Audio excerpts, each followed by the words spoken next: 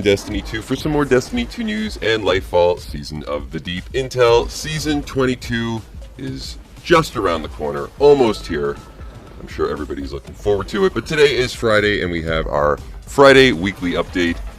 Xur has returned, as well as Trials of Osiris.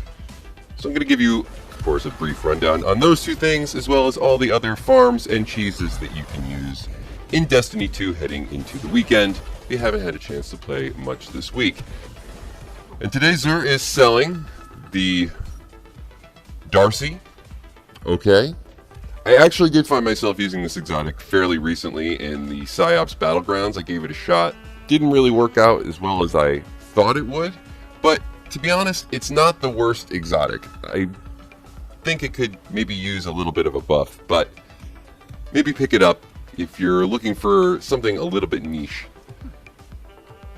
We have the young Ahamkara's Spine for the Hunter class with a 63 roll. Not sure how this plays into any meta currently at the moment. Maybe still PvP meta, but not a terribly high roll on this particular exotic.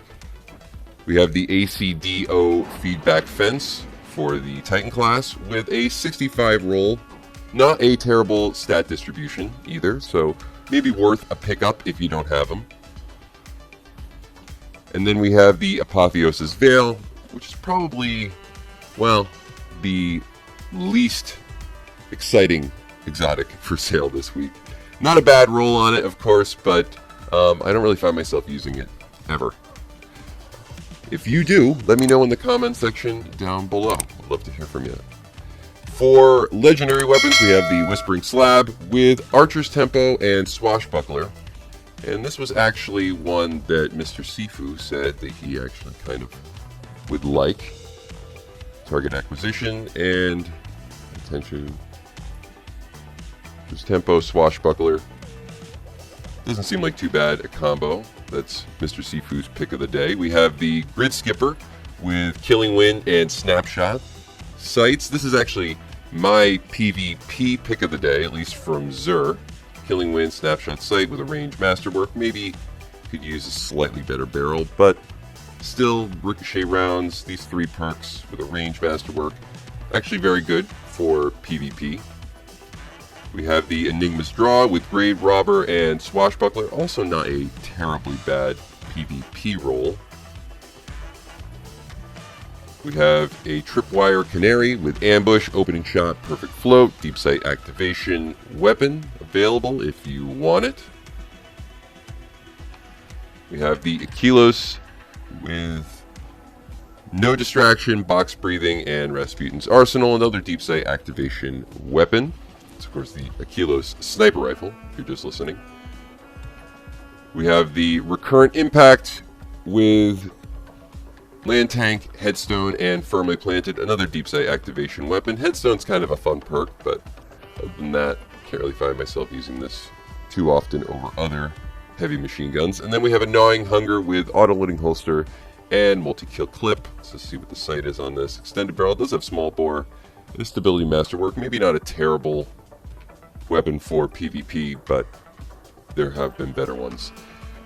For the legendary armor, we have the Tusked Allegiance armor set. Tusked Allegiance armor set.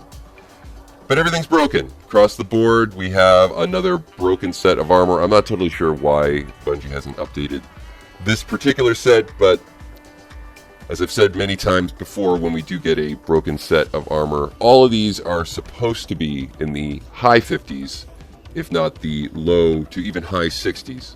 I've seen some legendary armor with as high rolls as a 67.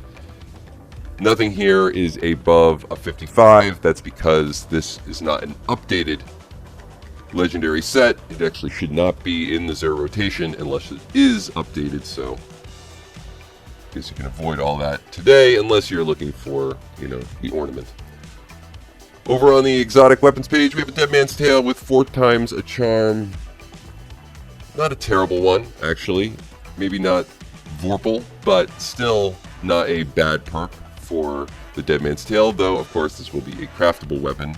I'm not sure if it's next season or upcoming, but eventually it will be. I believe it's leaving Xur next season, so Then we have the Hawkmoon with moving target, textured grip, alloy magazine, extended barrel. This is actually a very decent PvP roll, but the Hawkmoon just isn't what it used to be. I think this weapon is very much in need of a buff. I have played it occasionally in PvP, and it seems like there's some matches where you'll do really well, and then some where it's just absolutely terrible. This isn't a terrible roll on this particular Hawkmoon though, so pick it up if you don't have it.